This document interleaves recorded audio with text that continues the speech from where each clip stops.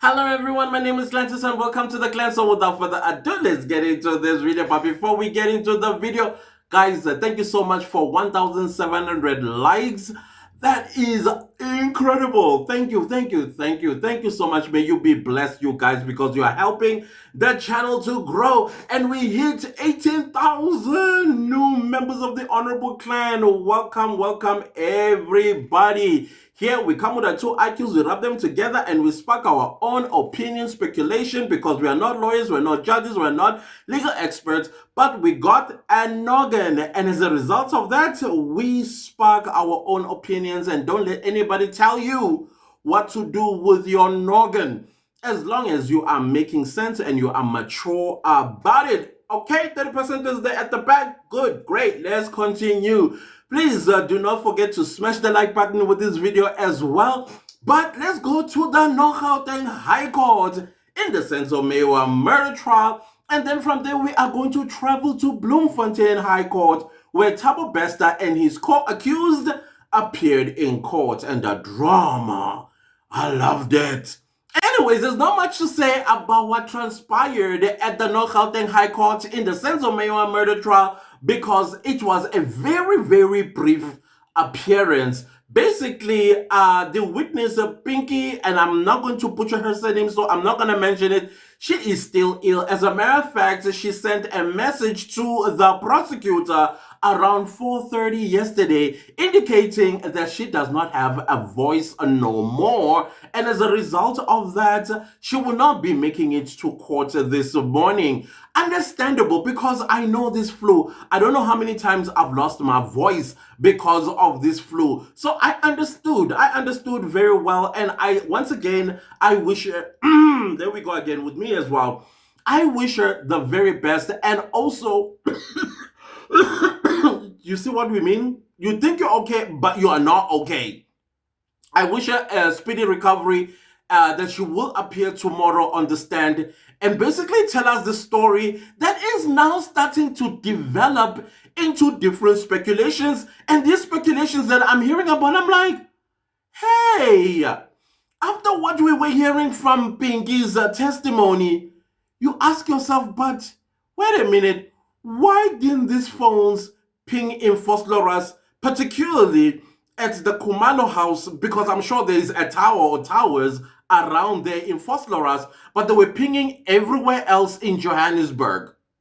And now you are hearing not even questions, you are hearing speculations that there's a possibility that Senzo Meyiwa, by the time he was taken to the Kumalo house, he was already off. He was already shot somewhere else and then brought to the Kumalo house. Because if you actually listened to the evidence about blood spatters, there's almost non-existent on the walls. Almost non-existent. Or not existent at all. Because you would think being shot, there will be blood spatters all over the walls or some part of the walls, depending on how the bullet projection entered and where he was standing. Because and then Longwe shooting himself in the foot. Other people are speculating that the reason why he had to leave first was because he needed to get medical attention. Not that he ran away, or pushed intruders out of the way and walked out. And I'm like, that's plausible. There is so many stuff that are developing because you know what? People got noggins. I am so proud of us. Noggins everywhere. People are making all kinds of conclusions. Of course, there is no conclusion that is concluded. Everybody's just speculating at this point. But Pinky's testimony really opened a can of worms when it came to critical thinkers of this country. And they all happen to be members of our communities here on YouTube. 30%ers, you should be ashamed of yourselves for not using your noggins. Anyways, yeah, guys, so there's nothing to report about what happened in the Gauteng High Court, except that the witness is ill. May she get better, because we want to hear more. We want to hear more, especially the towers and the cell phones that were confiscated from the people who were in the house. where exactly all their cell phones pinged at the same time. That is very important so that we can solve this whole thing. These three, I'm sorry, guys. This whole 636 is definitely sinking and fast. Well, I still say it's at the bottom of the ocean at this point.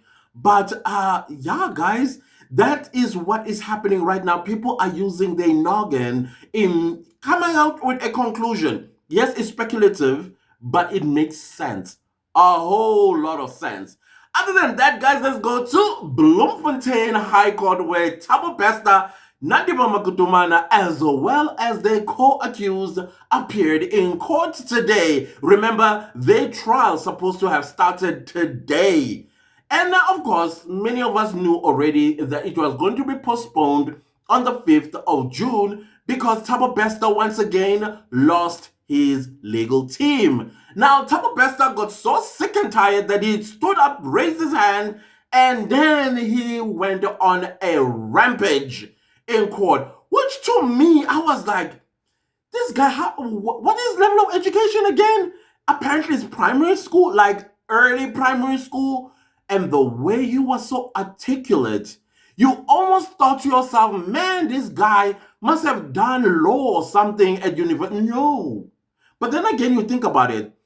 For a person who's been in legal troubles for so many times in his life and represented by lawyers, clearly at some point you're going to start talking like a lawyer as well. Clearly, you are going to learn some few legal terminologies and how lawyers do things, etc. and so on. And that is how he sounded like. Even though I felt that some of his submissions were misplaced, but they made a whole lot of sense. But then again, I was thinking to myself, I thought in South Africa one was allowed to represent themselves legally if they don't want any legal representation. Of course, this is a risk that you are taking if you are not going to get yourself legal representation. Well, it turns out, no, he needs to get his own legal representation. Apparently, the last one that he had dropped him. And he says every time that he is going to appoint a law firm, once they find out, I know that once they find out, because I already know who Thabo Bester is, they are fearful of the media scrutinizing them, blah, blah, blah, blah, blah. I think they are taking it from Thabo Bester's earlier lawyers. Remember, one of them was accused of corruption and the other one was accused of battery or whatever the case might be. And so they also felt like the media was going to scrutinize them and find their own skeletons and use it against them. And as a result, ruining their legal careers. I was like, am I lawyers of this country? Y'all have skeletons that you are so afraid to represent a person who has the rights of legal representation? I was like, come on, guys, what's happening out there? And I didn't know that lawyers could actually turn away a person when they come for consultation or want legal representation. I thought that was against the law. But anyways, I heard from Thabo Bester this morning, and I'm like, wow, South Africa really is something else, I tell you. But now, then the Thabo Bester went on a rant, of course, with Nandipho Makutumana, who was trying her level best to drop at least one tear down her face, but it was not working. The tear duct were like, we ain't doing this today. Not today. She was not reading a Bible.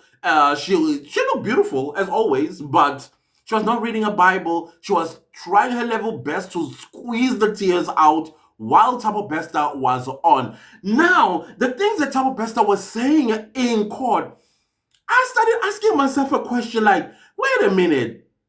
We are focusing on Thabo Bester, and yet it's the state that brought cases against him. 3 charges, mind you. And then I'm like, do they even have a case? Does the state even have a case? That's the question I'm asking myself right now. Thabo Bester, for the longest time since Thabo Bester was arrested, some of us have been asking for the big fish.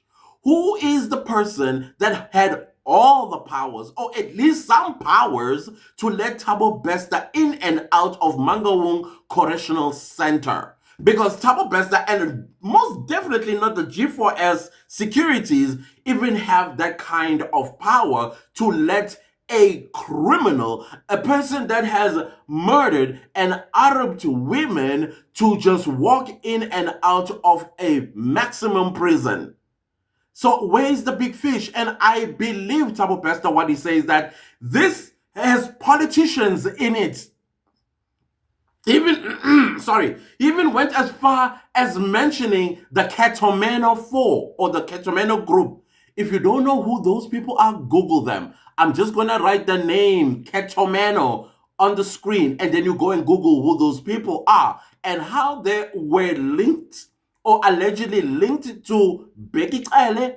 Anyways, that's all that I'm going to say. I'm not saying Becky Kale is involved, but somehow Becky Kale's name was kind of smeared all over the Ketomeno thingy, magic, and all of that stuff. But he mentioned that he's actually there because he was forced by the Ketomeno 4 to admit to these charges, and he even called himself a self-convicted rapist and murderer because he was forced into it, not because he has done anything wrong. He even defends each and every one of the people that is accused of and said they've done nothing wrong.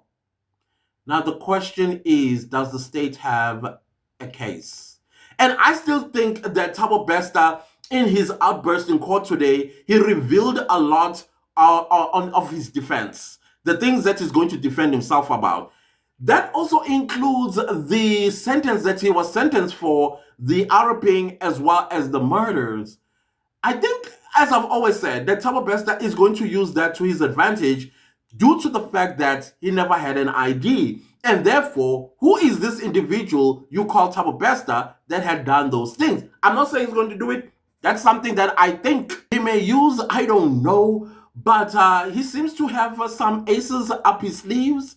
And he's speaking about how he does not trust the same people that brought charges against him, feeding him and protecting him. He doesn't feel safe. But anyways, guys, I'm going to leave you with his entire rant at the end of this video for you to make up your own mind. But you will almost believe him.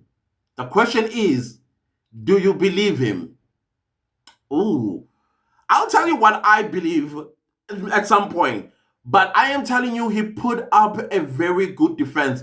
And the interesting part about his rant, he actually asked South Africans to put him down, sign the petition for the death penalty, sentence him to death, and put him to rest. That is what he's asking because he is tired, he says. He's a broken man and he is tired. I thought that was very interesting. Of course, he was telling all of this to a deaf judge because that's what a judge is supposed to do, especially in a rant like that where the accused is standing without a legal representative. Not because he did not hear him, but because of court rules and procedures. The judge cannot do anything about everything that he has said, including him coming to court wearing Louis Vuittons, Gucci's, Dolce & Gabbana, and all of that stuff. And he hated the clothes that he was wearing. I think he looked almost like some uncle who always on the dance floor drunk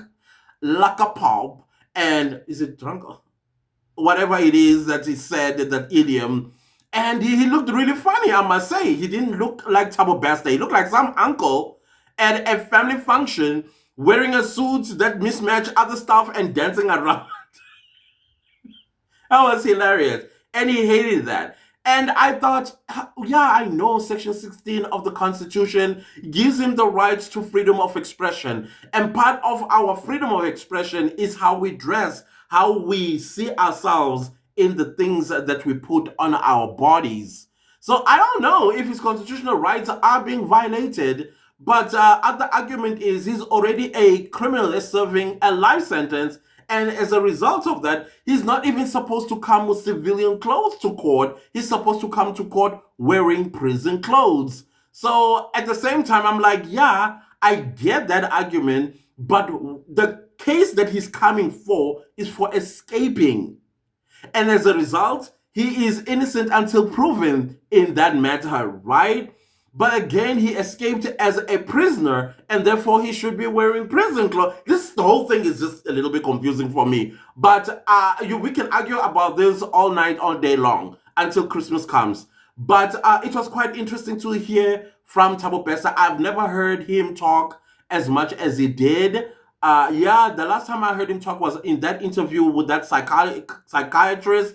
I forgot the name, which I can't pronounce. It's a Laboskachny, I think. I'm sorry. I always had an issue pronouncing that surname. But anyways, he had that conversation. But it was for the first time that I actually got to hear him live and in real time. And I was like, he's quite articulate.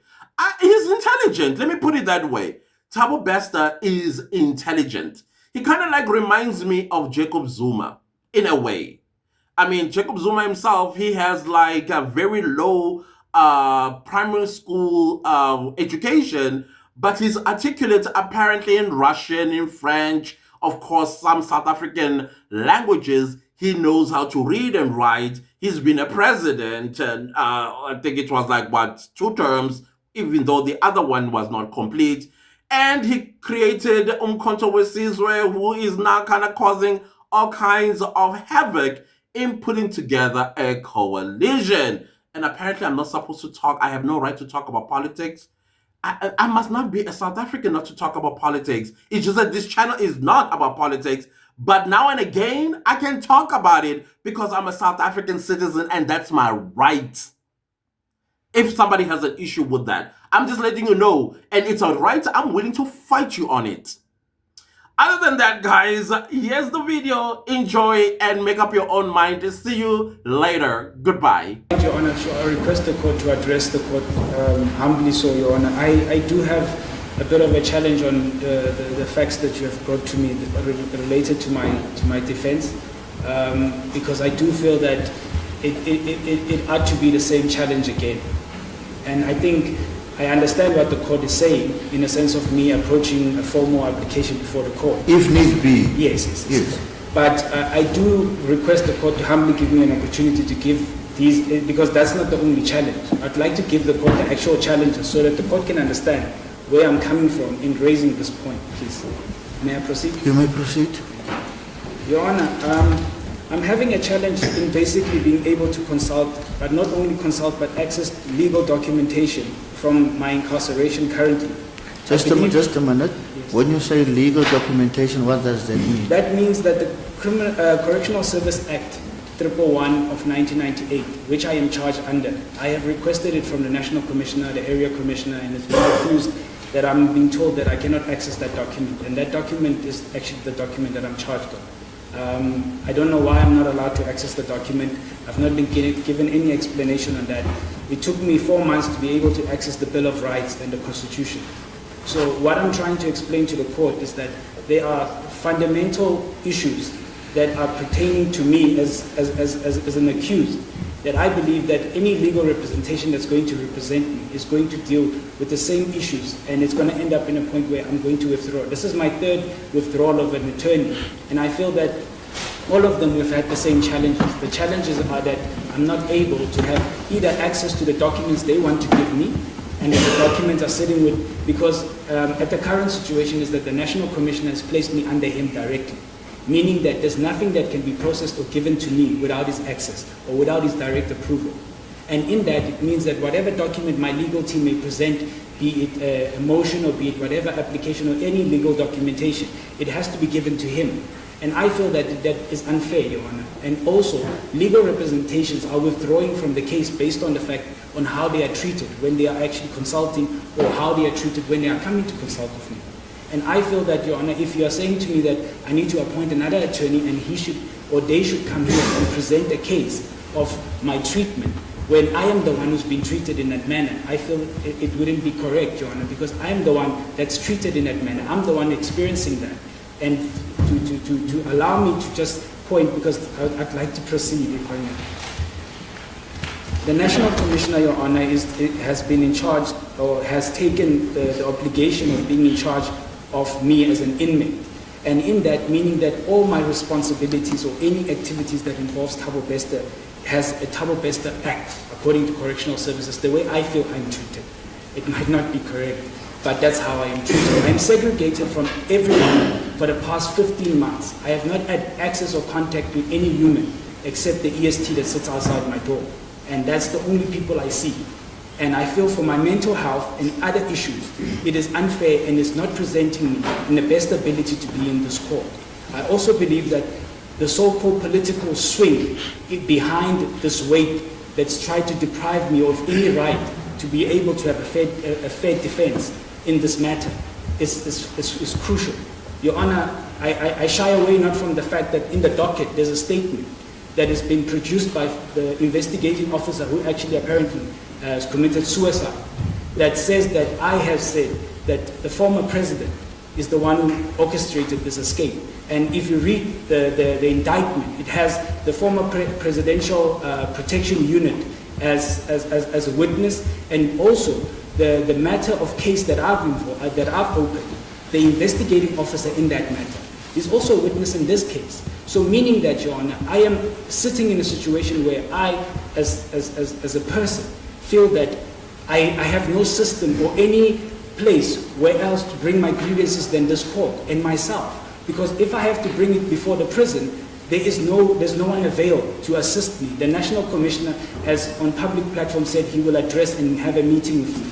This was 2 months when I got back into this country. And till to this date, I have never seen that person. I've only heard of reports. To continue with this issue is that, Your Honor, I believe that even my presence in this court, I am not brought in this court freely, where I can express myself. If you can look at me, Your Honor, in the way that I am cuffed in a way, Your Honor, that is unhuman for a person that's coming to defend and fight for his own life. Be it or be it not. The Bill of Rights states very clearly that all are to be presumed innocent, and the state has to prove beyond reasonable doubt that I am guilty. I believe that with the carnage of the media and everyone else, that I am not treated fairly or equal in any sense. And I feel that if that is the responsibility or the manner that I will be treated in, I feel that it's unfair, Your Honor, to a fair trial as a person that has an obligation to speak for himself, because there's no one else that's going to do that for me. And I feel that I want to bring these issues to this court so that the court is aware that, first of all, the charge that I am facing involves the actual office that I am under. The correctional services, in whatever story the media that's out here, or even in indictment, is incomplete, Your Honor, without me. And I feel that I am treated this way to be threatened from me being able to express myself or present whatever evidence I can present to show that the so-called alleged whatever charges are incorrect. But in that manner, if this court cannot be able to hear me out, or the court cannot understand from my point of view, because first, Your Honor, I'm a layman in law, but I do understand that I do have the right to speak. So I would like to address the court on the basis of the charges involve so many high-profile people that the Minister and the National Commission of Correctional Services have deprived me from every single privilege that exists. I am under Section 29 of the apartheid government. That is how I am treated at this current moment in this constitution, in this free country. I am treated with 2 hours of family visits for 30 minutes. I am given 1 consultation or 2 if I am lucky. And in that process, I am kept in a hole by myself with no one on site. They have removed the EST people that were outside my door now. I feel that my life is in danger because of the fact that the people that are responsible for this charge, I am under their hands. How can I then be able to defend myself, Your Honor, if the court is not able to give me an ear in whatever issues I may be? The way that I am dressed is an issue. I have been forced to dress as such. I am not dressed. These clothes were bought for a purpose to come to court. I had to spend money to look like this. I have clothes in my bags that have whatever branding. I am not allowed to wear clothes that cost a certain amount. I was told that I can't wear clothes that are Louis Vuitton or whatever because it gives the wrong impression. So I am now being forced to follow laws based on impression, Your Honor. And this is not just one thing, it's several matters and several issues that lead to one person. And this is one person out of 300,000 inmates in South Africa. I feel that it's unfair. You understand, Your Honor? I feel that I'm out to speak because I'm going to appoint another legal team, and they're going to withdraw again. And I'm going to come back and say, Your Honor, but I have the same problem. I don't have a copy of the docket. I don't know what the docket is. And I feel that the MPA are to give me the docket directly. Because if this is the manner that I'm going to have, I might have to defend myself as a lame person in court and hope and pray that whatever facts I would present, because I have requested to the head of prison that if I can please have access to a consultation of experts, which means I would like to have a PI or forensic experts to verify if those facts in docket are actually true, because I differ from the version they have. And for me to be able to do that, I need to be allowed for them to come to the prison. But I'm not. I have 2 months left in the time period that I have to serve in CMAX. But I know for a fact that I will not be treated fairly and be released as anyone else, because there's a time period that you serve in a prison like that. There is no human rights in that prison. JIX wrote a report by Judge Cameron that he has submitted in Parliament and gave to a portfolio committee that correctional services, CMAX and Coxstar are unconstitutional. They are violating every single right that the fundamental structure of this court exists on. And I believe that if I don't speak for myself, who's going to do that for me? Because I'm going to come here and get a remind after a remind, and it's going to be as I want to delay this matter. I am nearly done with my sentence, Your Honor. I want to finish with this matter. And I really want the court to understand. My last point, Your Honor, that I want to state is the issue of equality, Your Honor. I don't feel that I'm equally treated as any other accused person in this country. First of all, Your Honor, you have the media that has tarnished and destroyed me on no facts, no evidence has been brought in any side. It's already confirmed that I have escaped. But no one knows the true facts. It is already confirmed that Thabo Bester is a rapist and a murderer. But there's no evidence. I am self-convicted. I pleaded guilty to the most crucial or most dangerous unit, which is called the Katomena Killer Squad, forced me to plead guilty. And that case has been pending for 13 years in these courts. Transcripts have been missing for 13 years. And it goes around in South Africa as there is a proven fact, beyond reasonable doubt, that Thabo Bester is a murderer and a rapist. I've been out for a year. There's no one charge. Leonard Chowde, which I can refer to. I am not the worst inmate in this country. I don't have the highest counts. I have 3 counts. But I am the most popular inmate in this country for no reason, because of the political carnage and because of the political issues that I have in my personal capacity that have nothing to do with this legal proceedings.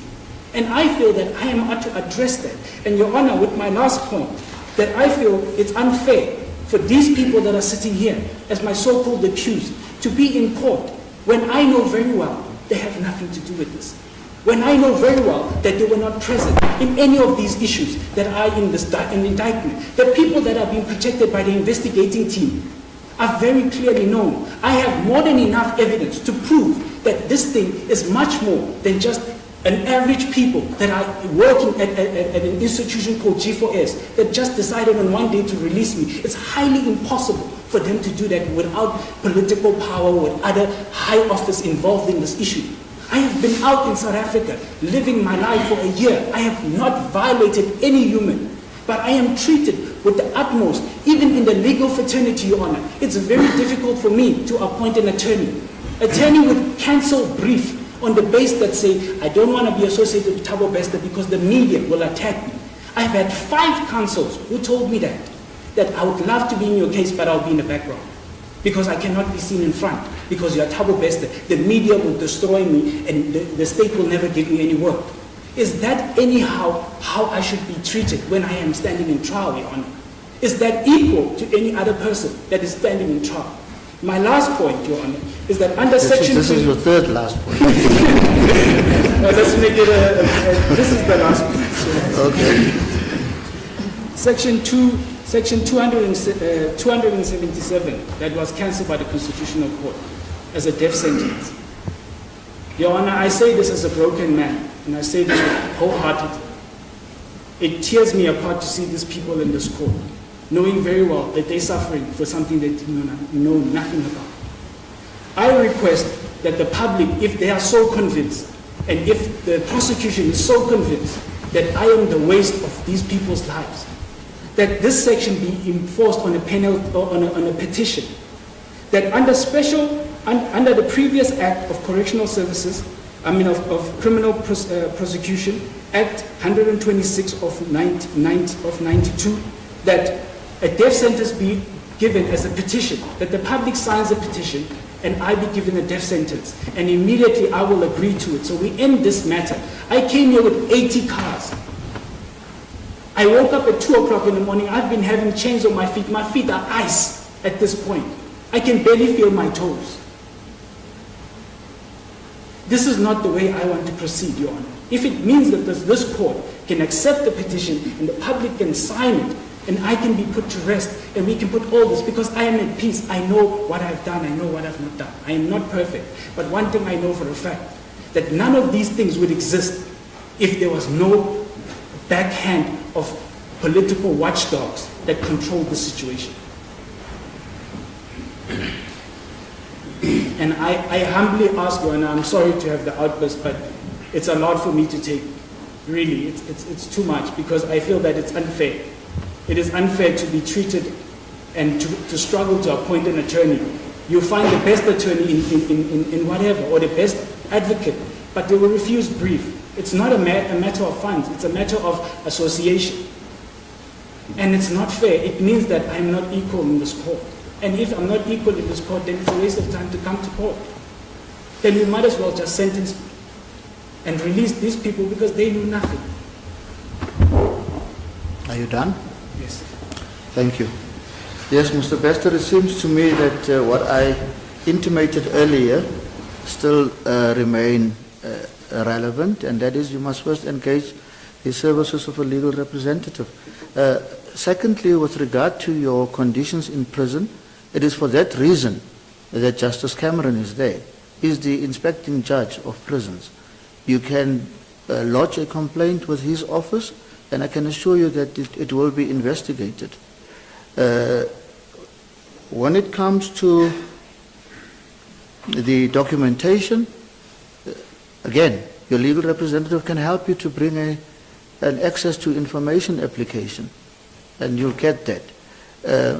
Mr. Mpemvane, who is standing in for Advocate Bester here, can be engaged in order to give you a copy of the docket for you to look at what evidence they have against them. I am not in a position to prescribe to the press, the media, or to Mr. Mpemvane on what they should or should not do. Lastly, as to your co-accused, it is the state that brings prosecutions and not the court. The state is of the view, and that is why they are before a court of law, that there is at this stage a prima facie case against them, and that is all that they need. It is not for me to decide whether they are innocent or guilty. And the death sentence, you say yourself, it has been declared unconstitutional. I have no power to bring it back. One, and two, the whole issue of a petition, that is totally irrelevant. It's not a consideration for present purposes. So what I suggest is get a legal representative and let your legal team do the necessary. I think it would be best, as you yourself say, you are a lay person, and I don't think that it would be wise for you to want to conduct your own defense.